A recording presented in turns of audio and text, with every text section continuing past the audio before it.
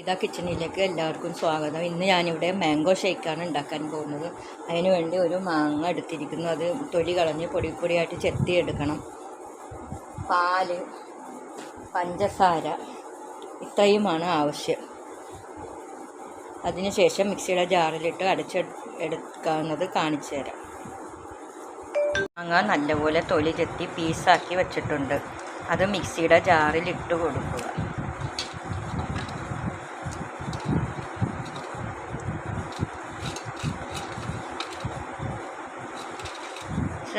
ഒരു വട്ടം അടിച്ചു കൊടുക്കും. അടിച്ചെടുത്ത മാങ്ങയിൽ കുറച്ച് പഞ്ചസാര ഇട്ട് കൊടുക്കുക. ഞാനൊരു 3 ടേബിൾ സ്പൂൺ പഞ്ചസാര ഇട്ട് കൊടുക്കുകയാണ്. പഞ്ചസാര ഇട്ട് കൊടുത്തതിന് ശേഷം കുറച്ച് പാൽ ഒഴിച്ചു കൊടുക്കും. 1 ഗ്ലാസ് പാലാണ് ഞാൻ ഇട്ട് കൊടുക്കുന്നത്.